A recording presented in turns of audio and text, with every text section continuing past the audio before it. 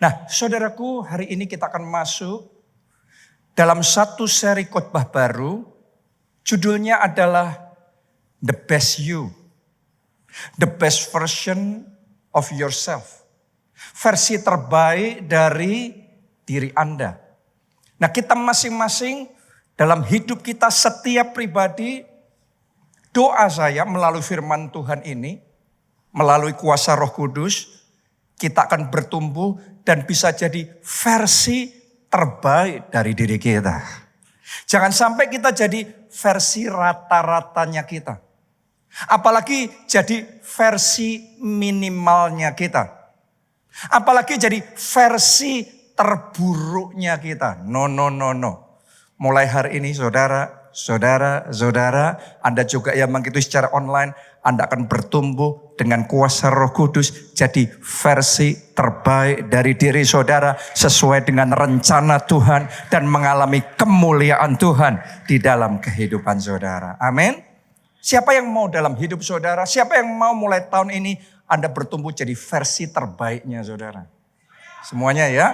Nah, mari kita belajar 5 hal yang saya mau bagikan. Kita mulai yang pertama, versi terbaik kita dimulai dengan memiliki pikiran Kristus. Semuanya katakan pikiran Kristus. Kita baca 1 Korintus 2 ayatnya yang ke-16. Sebab siapakah yang mengetahui pikiran Tuhan sehingga ia dapat menasihati dia? Tetapi kami memiliki apa? Pikiran Kristus. Tahukah saudara bahwa hidup manusia sangat ditentukan oleh pikirannya? Kualitas kita ditentukan oleh pikirannya. Outputnya kita, cara kerjanya kita, prestasinya kita, kemenangannya kita, kesuksesannya kita, kebahagiaannya kita, kesehatannya kita ditentukan oleh pikirannya. Jadi seperti apa pikiran kita, seperti itu juga kehidupan kita. Karena itu mulai hari ini doa saya seperti ayat yang kita baca tadi, pikiran Kristus. Doa saya pikiran kita hari demi hari diubahkan semakin hari semakin segambar dan serupa dengan Kristus. Semakin pikiran Kristus itu memenuhi pikiran kita.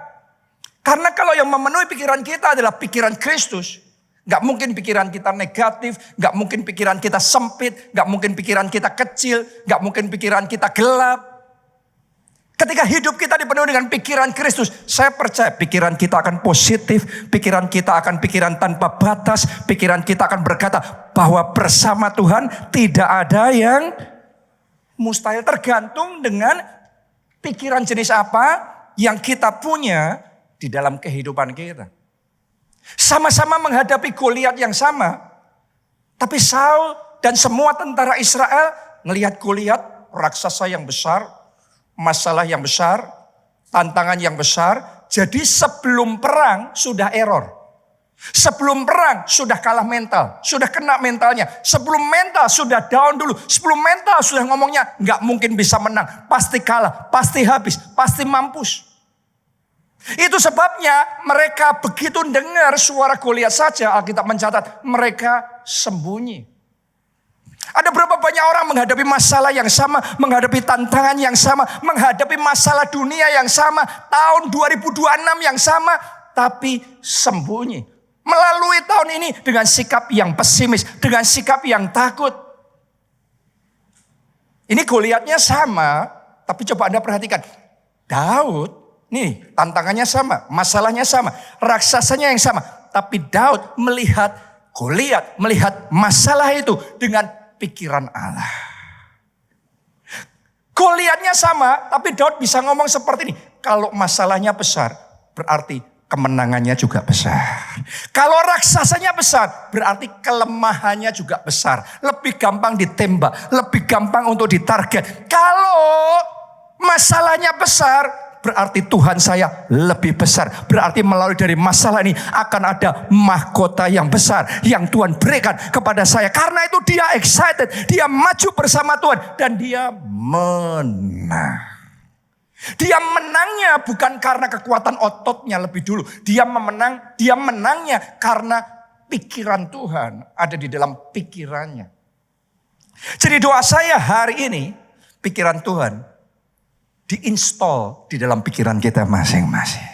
Pikiran Kristus diimpartasikan di dalam kehidupan kita masing-masing. Sekali lagi, sama-sama menghadapi situasi yang sama, cara kita berpikir beda, hasilnya akan beda. Sama-sama usia kita bertambah. Semakin tua, Anda yang semakin senior. Tahukah saudara usia tua kita seperti apa? Tergantung pikirannya. Berapa banyak orang berkata, sekarang saya sudah tambah tua. Tambah tua artinya semakin loyo, semakin lemah dan tidak bisa buat apa-apa. Waktunya pensiun. Maka selesai. Sudah. Seperti itu exactly.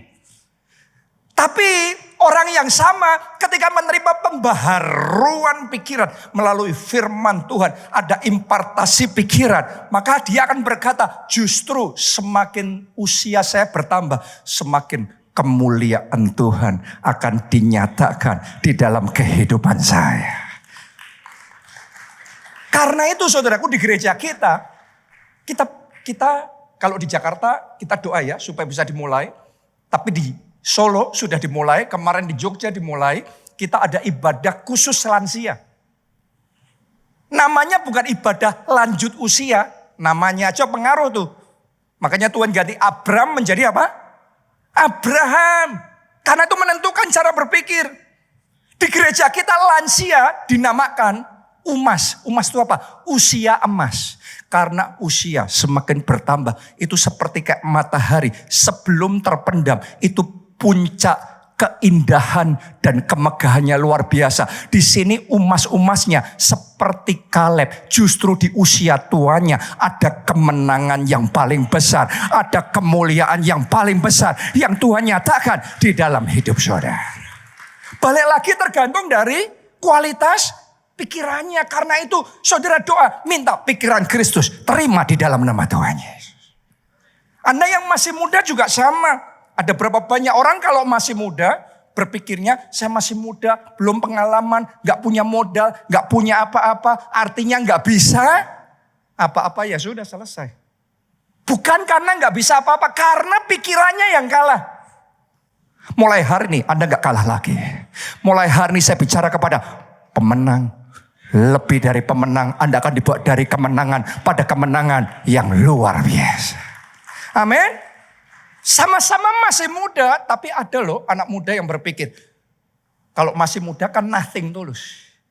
Maka no limit, tanpa batas yang Tuhan bisa kerjakan di dalam kehidupanku. Dan aku percaya bersama Tuhan aku melihat perkara yang besar. Jadi tergantung pikirannya. Ada orang pikirannya waktu dia masih muda, dia ngerasa terlalu muda karena itu gak bisa apa-apa. Setelah agak tua, dia berpikir sekarang sudah ketuaan, jadi gak bisa apa-apa. Baik masih muda maupun sudah tua, sama-sama berpikir gak bisa apa-apa. Tapi orang yang sudah dirubah pikirannya, dibaharui oleh firman Tuhan, kalau muda justru masih muda, Tuhan akan pakai secara luar biasa. Dan kalau sudah tua, di masa tuanya puncak kemuliaan Tuhan dinyatakan dalam hidupnya. Tepuk tangannya yang paling meriah buat Tuhan kita. Jadi hari ini saya tantang saudara, apapun yang sedang Anda hadapi, masalah sebesar apapun yang Anda hadapi, hari ini punyai pikiran Kristus. Jangan menganggap kalau masalah besar artinya Anda pasti terpuruk, Anda pasti habis, Anda pasti kalah. Justru di balik masalah besar, saya nubuatkan akan ada mahkota yang lebih besar. Amin. Asal kita punya pikiran Kristus, sama-sama ngadepin krisis. Orang berpikir kalau krisis semuanya pasti turun, semuanya pasti habis. Tapi saudara harus tahu loh, ada orang-orang justru kalau krisis lebih excited. Kenapa? Karena dia tahu di masa krisis ada kesempatan yang lebih besar. Ada hal-hal yang lebih luar biasa yang terbuka, tersedia untuk kita bisa alami. Saya berdoa Anda termasuk orang yang bisa melihat kesempatan di tengah kesempitan. Amin. Coba Anda lihat, kan kita ada di PIK nih. Benar apa tidak? Ya, masih ingat Krismon 98? Semua orang ketakutan. Di PIK rumah dijualin Mahal-mahal apa murah-murah waktu itu? Murah-murah, semua mobil dan lain sebagainya, semua murah-murah. Semua orang jual murah-murah karena takut. Tapi Anda sekarang sudah pernah dengar kan cerita-cerita di momen itu ada orang-orang yang menganggap itu sebagai kesempatan. Di saat semua orang jual murah-murah, mereka beli semuanya. Dan setelah sesaat lewat, apa yang terjadi? Lihat peak jadi hari ini seperti sekarang ada. Anda bayangin yang ngalami Krismon 98 dan jual murah-murah. Kalau ngerti peak bakal jadi seperti sekarang. Jual murah enggak? Semua cuma karena ketakutan. Semuanya mindset. Pikiran yang salah, pikiran yang negatif, pikiran yang terbatas. Sama halnya pada waktu pandemi. Pada waktu pandemi semuanya berhenti membangun. Semuanya dihentikan pembangunannya. Tapi justru di momen itu, sementara saya berdoa, Tuhan ngomong sama saya, ini waktunya membangun. Di saat semua orang berhenti membangun, sekarang kamu bangkit dan mulai membangun. Dan ketika kita membangun, karena nggak ada opsi yang lain, proyeknya ya cuma ini, ya sudah. Tiba-tiba kontraktor-kontraktor memberikan harga yang terbaik dibandingkan sebelum pandemi sudah pernah ditenderkan saudaraku harganya sekian rupiah pada waktu pandemi, waktu orang paling takut kita tender ini benar-benar literally dapat separuh harga. Dan setelah jadi 2022 itu harganya dari yang kita dapat naik jadi 300%. The mind of Christ, pikiran Kristus mulai hari ini. Pikiran Kristus diimpartasikan, pikiran Kristus ditambah-tambahkan, pikiran Kristus dimanifestasikan dalam hidup saudara. Tepuk tangannya yang paling meriah buat Tuhan. Mulai hari ini punya pikiran bersama Tuhan bisa. Bersama Tuhan tidak ada yang mustahil. Anda mulai katakan dengan iman dalam nama I am blessed, I am healed, I am healthy, I am highly favored. Itu adalah pikiran Kristus. Anda bisa dipakai oleh Tuhan. Melalui hidup saudara, keluargamu bisa dipertobatkan. Keluarga besarmu bisa diselamatkan. Teman-temanmu bisa dibawa datang mengenal Yesus sebagai Tuhan dan Juru Selamat. Anda yang percaya, katakan amin. Amin untuk keselamatan keluarga saudara. Amin untuk keselamatan teman-teman saudara. Amin saudara dipakai oleh Tuhan. Amin saudara bisa melayani Tuhan. Amin saudara bisa jadi ketua kelompok saya. Amin. Tepuk tangannya yang paling meriah buat Tuhan kita. That is the power of the mind of Christ. Itu kuasa dari pikiran Kristus. Hanya ketika kita punya pikiran Kristus, perspektif Kristus, pikiran ilahinya Tuhan, kita akan jadi versi terbaik diri kita. Melalui musim gelap, melalui krisis kita tertawa. Orang lain mau ngalami gimana-gimana. Tapi kita ngerti pasti ada jalan keluar. Pasti ada solusi. Pasti Allah turut bekerja dalam segala perkara untuk mendatangkan kebaikan. Bahkan kegagalan, bahkan kerugian yang Anda alami hari ini. Tuhan bisa bekerja. Tuhan bisa memutarbalikkan keadaan menjadi kebaikan di dalam kehidupan saudara. The mind of Christ. Pikiran Kristus. Itu nomor satu. Yang kedua. Tegaslah menanggalkan versi lama. Untuk bisa menjadi versi terbaikmu. Ibaratnya kayak kita. Kalau mau pakai baju baru. Saya harus tanggalkan baju yang lama dulu. Yang sudah kotor. Supaya bisa ganti baju yang baru. Mari kita baca. Efesus 4 ayat 22 sampai 24. Yaitu bahwa kamu berhubung dengan kehidupan kamu yang dahulu harus menanggalkan manusia lama yang menemui kebinasaannya oleh nafsunya yang menyesatkan supaya, lihat ini, setelah menanggalkan manusia lama ayat 23, supaya kamu dibaharui di dalam roh dan pikiranmu dan mengenakan apa? Manusia baru yang telah diciptakan menurut kehendak Allah di dalam kebenaran dan kekudusan yang sesungguhnya. Jadi hari ini kalau Anda mau menjadi the best version of yourself, tanggalkan manusia lama saudara dan mulai kenakan manusia baru saudara. Saya mau tantang saudara, tanggalkan dosa, potong dosa. Dan kemudian mulai hidup di dalam kekudusan. Harus tegas. Gak bisa kita dua-duanya, no. Saya mau tantang saudara, buang kepahitan. Buang kekecewaan. Buang dendam, buang amarah. Mulai kenakan kasih Tuhan, mulai kenakan pengampunan, mulai terima damai sejahtera, mulai terima sukacita ilahi. Ada berapa banyak orang yang mau terima damai sejahtera, mau terima sukacita. Ini yang baru, manusia baru, tapi yang lama masih disimpan juga. Deposito kepahitannya banyak. Deposito kecewanya banyak, nggak bisa. Nggak bisa di saat yang sama Anda bersukacita, damai sejahtera, sukacita ilahi. Di saat yang sama Anda masih memendam dendam, amarah, kecewa, kepahitan. Nggak bisa. Tanggalkan manusia lama dan kenakan manusia baru. Tanggalkan ketakutan saudara dan mulai hari ambil keputusan hidup di dalam iman, hidup di dalam keberanian, berjalan bersama dengan Tuhan. Ini sebuah keputusan yang kita mesti ambil di dalam kehidupan kita. Dalam hidup saya juga sama. Kadang-kadang ngalami ini dan ngalami itu, benturan sini dan benturan sana, dikhianati, dan kemudian ngalami hal-hal yang tidak menyenangkan. Hati ini bisa gak enak, benar apa tidak? Hati ini bisa kecewa, hati ini bisa sakit hati. Manusia bisa, pendeta juga bisa ngalami seperti itu. Tapi saya ngomong sama istri saya. Berapa waktu yang lalu saya nggak mau nanti kalau saya sudah tua, ya saya memandang balik hidup saya ke belakang. Isinya tahun-tahun hidupku penuh dengan kepahitan, kegetiran, kecewa, amarah. Saya nggak mau. Kalau ngalami luka hati, ngalami kecewa, tidak terelakkan. Kadang kita ngalami gini, loh kok gitu. Hati kita kecewa. Tapi saya nggak mau berlama-lama.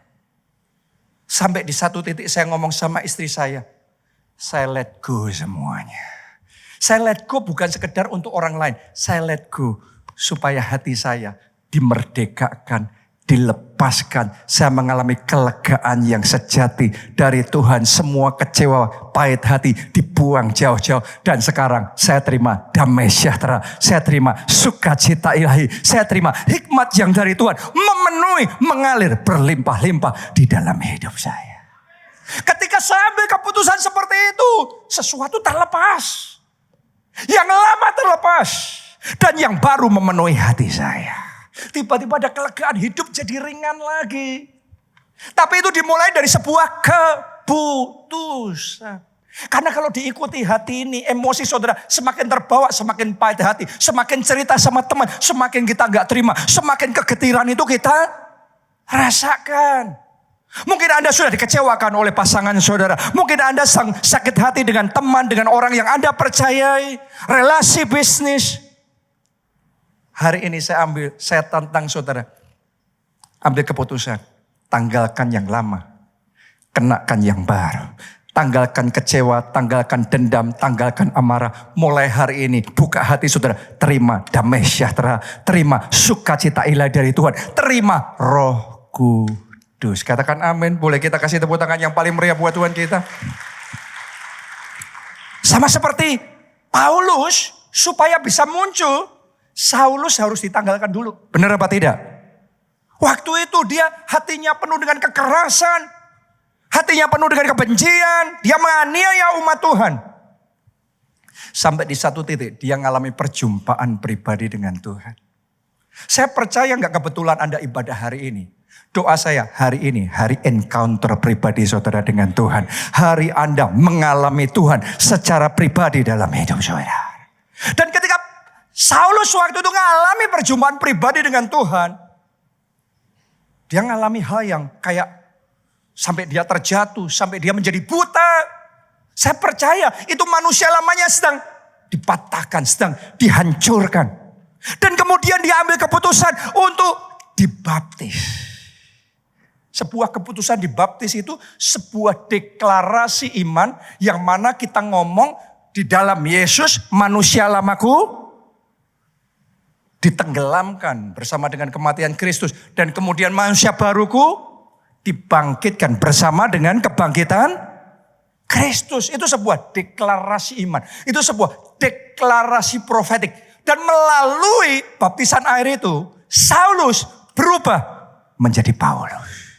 Manusia lama diganti jadi manusia baru. Doa saya di dalam hidup saudara tahun ini, 2026 ini. Bahkan bulan ini bulan baru kan? Tanggal 1 Maret kan? Ya, saya berdoa di bulan yang baru, di awal bulan yang baru ini, yang lama-lama dibuang, ditinggalkan, ditenggelamkan, dan yang baru dimulai, manusia yang baru, manusia ilahi Kristus dimulai di dalam hidup saudara. Boleh katakan amin? Kita kasih tepuk tangannya yang paling meriah buat Tuhan kita. Jadi saya juga ingin tantang saudara, ambil keputusan untuk dibaptis air. Anda yang belum dibaptis, Anda ambil keputusan untuk mengambil sebuah deklarasi iman yang lama sudah tutup buku. Yang baru dimulai dalam hidup saudara. Manusia yang baru bersama dengan Kristus. Itu yang kedua. Sekarang yang ketiga. Versi terbaik kita seringkali justru lahir dalam tekanan. Bukan di tengah kenyamanan.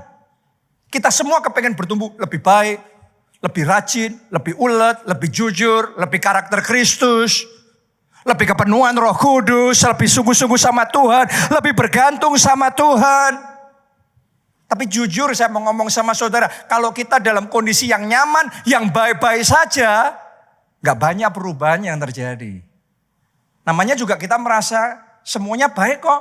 Gak ada urgensinya untuk kita berubah. Jujur aja saudara, berubahnya mulai hidup sehat ketika apa? Sakit. Ketika kemudian Anda cek, medical check up, muncul hasilnya, hah? Dan Anda ketakutan luar biasa. Anda ketemu sama dokter, Anda ketakutan luar biasa. Dan tiba-tiba engingnya bisa punya motivasi untuk hidup sehat. Melalui apa? Tekanan. Melalui masalah. Justru melalui proses kehidupan kita jadi bisa berdoa lebih tekun. Kita bisa bergantung lebih sungguh lagi sama Tuhan. Melalui masalah. Emas itu saudaraku semakin murni, semakin bernilai harganya melalui proses api. 7 kali dipanaskan dalam api. Semakin murni, semakin bernilai harganya. Jadi kalau dia nggak melalui proses api, nggak melalui kepanasan dan pressure-nya kuat sekali, emas itu nggak banyak harganya. Tapi justru melalui proses itu, emas jadi emas yang bernilai harganya. Apalagi di zaman sekarang banyak orang memburu emas rame-rame luar biasa. Yusuf yang sama, tanpa proses kehidupan, dia paling hanya akan jadi anak yang baik, anak bapaknya paling bertumbuh dewasa, jadi pengusaha yang baik. Tapi Yusuf yang sama melalui proses dikhianati saudara-saudaranya. Emang enak dikhianati saudara-saudara? Dibuang ke sumur, dijual jadi budak, diperbudak di negeri asing. Gak ada yang kena, ngalami semuanya sendiri. Mati-mati ya hidup-hidup. Emang enak melalui semuanya itu? Ditusuk dari belakang dan melalui semua hal yang tidak menyenangkan itu. Tapi mari saya beritahu saudara, itulah proses yang dipakai oleh Tuhan untuk memurnikan emas yang ada di dalam diri Yusuf. Dan sementara dia melalui semua proses yang tidak enak itu, the best version, versi terbaiknya Yusuf muncul. Dan di momen itu Tuhan angkat dia jadi Perdana Menteri Mesir yang luar biasa. Dia gak akan jadi seperti hari itu. Yusuf gak akan diceritakan seperti sekarang ini tanpa proses. Benar gak? Makanya beda ya antara Daud sama Salomo. Dua-duanya raja yang hebat. Tapi Salomo jadi raja tanpa banyak proses. Dia sudah anak raja yang enak. Tapi Daud prosesnya panjang puluhan tahun. Dapatnya gak cuma enaknya, dapatnya susahnya, dapatnya beratnya. Tapi karena itu sama-sama sudah jadi raja, sama-sama pintar, sama-sama hebat. Salomo sampai di tengah jalan berubah berbalik, gampang ninggalin Tuhan. Tapi Daud seumur hidupnya dia sudah terbentuk. Mau ninggalin Tuhan sudah gak bisa. Seumur hidupnya dikejar-kejar, mau dibunuh, ngadepin Goliat, ngadepin Saul, terlunta-lunta di gua Adulam, di negeri asing. Dan itu momen-momen di mana dia terus bergantung sama Tuhan. Terus dia ngomong, Tuhan tanpa engkau aku tidak mampu. Tuhan kalau aku bisa semuanya karena Tuhan. Semuanya Tuhan yang bekerja dalam hidupku. Dan itu hati yang bergantung sama Tuhan seperti itu hanya bisa didapat melalui proses. Jadi buat saudara yang hari ini melalui proses di dalam keluarga, proses di dalam keuangan, di dalam pekerjaan, proses di dalam kesehatan. Pakai momen proses ini supaya emas yang murni itu muncul dalam hidup saudara. Pakai momen ini untuk belajar lebih dekat sama Tuhan. Lebih bergantung sama Tuhan. Lebih sungguh hidup sehatnya. Lebih sungguh disiplin rohaninya. Lebih sungguh di dalam mesbah doanya. Karena versi terbaik kita munculnya bukan dari kenyamanan, tetapi dari tekanan. Saya nggak jadi seperti saya sekarang ada, kalau saya nggak melalui prosesnya Tuhan. Sama-sama anak pendeta, saya punya banyak teman anak pendeta, tapi seumur hidupnya terus ada bersama dengan papanya, dan selalu dilindungin, dan kalau ngalami apa-apa selalu diprotek. Akhirnya tidak tahan uji. Tapi saya bersyukur saya punya papa yang dalam tanda kutip orang ngomong tega. Tega ngutus saya sendirian keluar kota. Tega ngelihat saya melalui ini dan melalui itu. Menghadapi orang macam-macam. Melalui banyak hal dalam perintisan gereja itu. All kinds of things. Begitu banyak hal yang terjadi. Tapi semuanya itu yang menempa, semuanya itu yang membentuk, semuanya itu yang membuat hari demi hari saya lebih tangguh, lebih tahan uji, lebih pengalaman, lebih berhikmat, lebih ngerti ini, lebih ngerti itu. Dan dari situ itu yang menempa membuat hari ini saya ada sebagaimana saya ada karena prosesnya Tuhan. Jadi saya ingin ajak saudara apapun yang Anda alami dalam hidup saudara. Hari ini katakan dengan iman. Segala perkara dapat kutanggung di dalam Yesus yang memberi kekuatan kepadaku. Dapat kutanggung, dapat kutanggung, dapat kutanggung, dapat kutanggung. Boleh gak kita baca ayat ini? 1 Korintus 10 ayat 13. Buat Anda yang menghadapi proses kehidupan. Ayo. Baca bersama dengan keras ya, semuanya ya. 1, 2, 3. Pencobaan-pencobaan yang kamu alami ialah pencobaan-pencobaan luar biasa. Masalahmu luar biasa. Keuanganmu, utangnya luar biasa. Tapi Alkitab ngomongnya biasa. Coba ngomong kiri kanan sudah sekarang. Biasa itu. Biasa. Biasa. Masalah keluargamu? Biasa. Masalah kesehatanmu? Biasa. Mulai hari ini rubah ya versi ceritanya ya. Kalau cerita masalah kayaknya luar biasa. Tapi cerita tentang Tuhan biasa-biasa. The mind of Christ, pikiran Kristus diimpartasikan. Pikiran Kristus dimanifestasikan. Mulai hari ini kita katakan pencobaan kita, masalah kita biasa. Yang setuju katakan amin, amin. Tepuk tangan yang paling meriah buat Tuhan kita.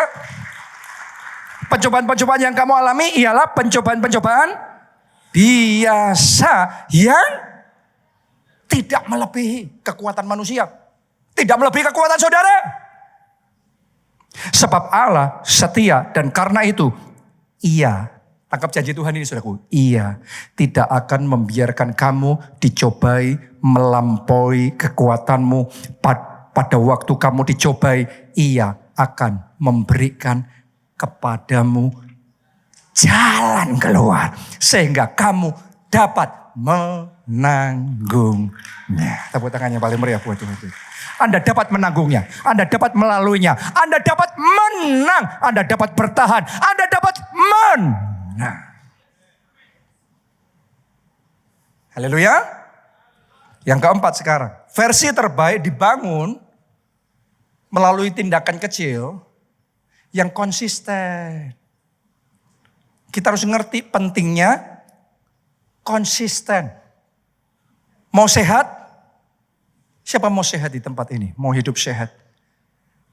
Mesti konsisten. Yang mau sehat bukan makan sehat. Orang yang hidupnya nggak sehat pun bisa makan sehat. Sekali. Dipaksa-paksain seminggu. Tapi makan sehat seminggu, sebulan nggak membuat Anda lebih sehat. Yang membuat orang sehat adalah makan sehat konsisten. Mau sukses? Siapa 2025 ini mau ngalami breakthrough dalam pekerjaan, terobosan dalam keuangan saudara? Mau? Mesti konsisten. Orang malas pun bisa rajin. Sehari biasanya malas, tapi hari ini dipaksa rajin. Bisa nggak? Bisa. Sehari bisa, sebulan bisa, 2 bulan dia kabur ke luar negeri, saudara. Oke? Bukan hal yang benernya yang dilakukan. Hal yang benar yang harus dilakukan dengan konsisten. Kerajinan harus konsisten. Ketekunan harus konsisten. Konsisten itu yang akan mendatangkan hasil di dalam hidup kita. Anda boleh melakukan yang benar tanpa konsistensi, cuma mimpi.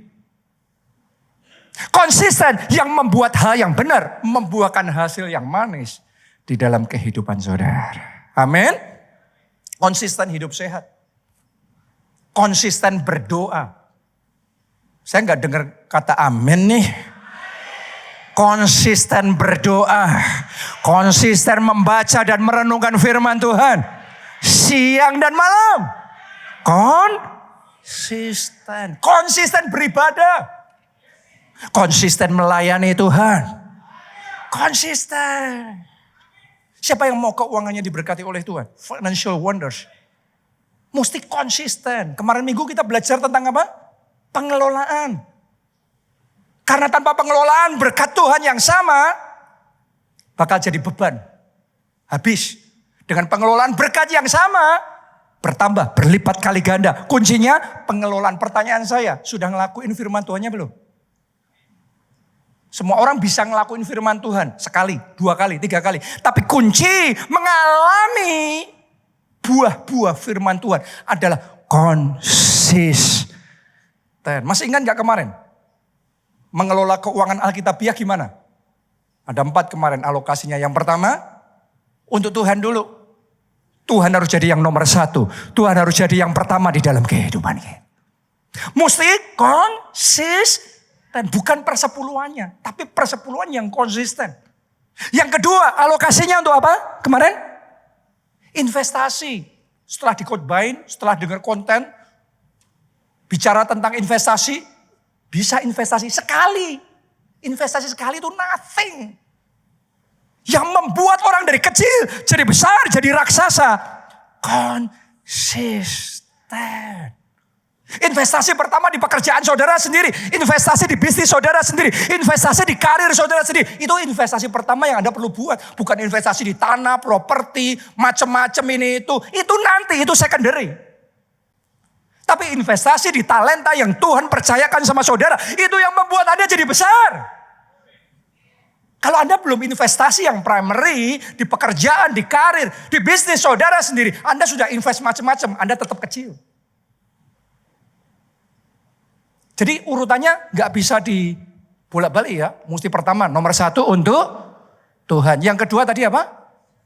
Investasi. Investasi primary dulu. Baru secondary. Yang konsisten, investasi itu bukan setelah 10 tahun diingetin lagi investasi. No. Month by month. Bulan demi bulan, tahun demi tahun. Investasi itu ongoing, terus menerus. Itu yang membuat orang jadi besar. Yang ketiga alokasinya apa kemarin?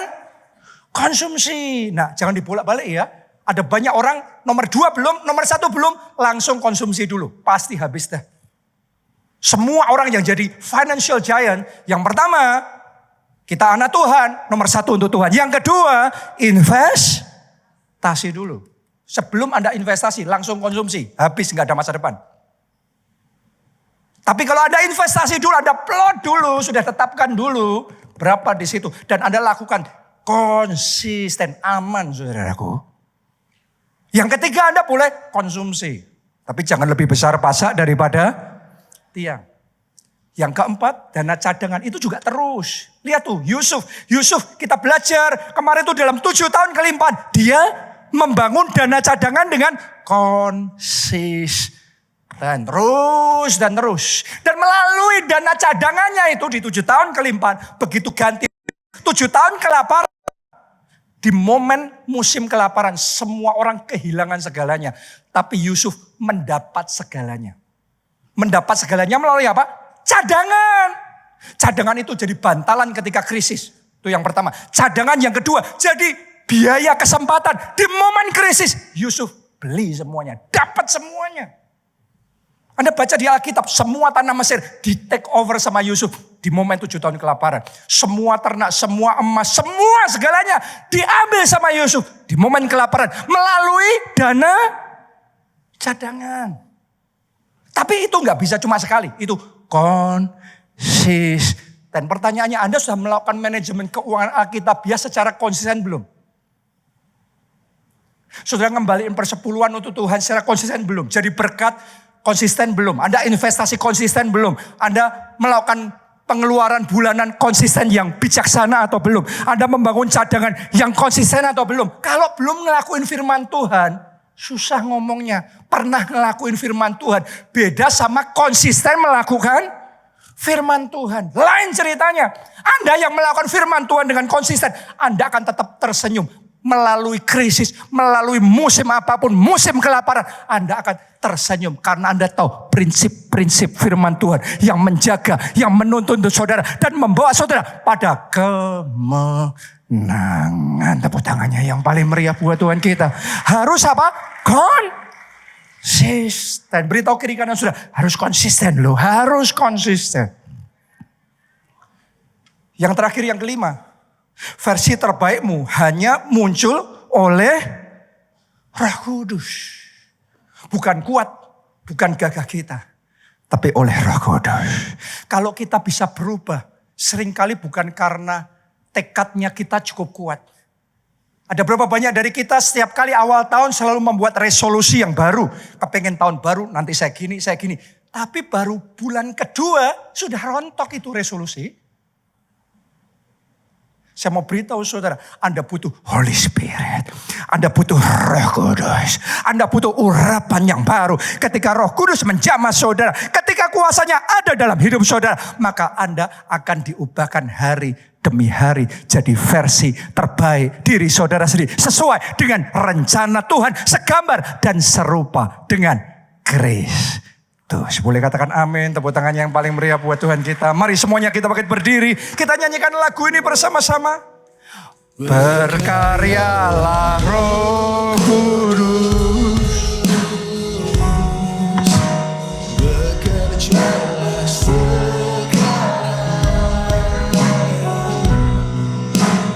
Ku percaya kuasa-Mu tak pernah gagal mengubahkan menjadi terang.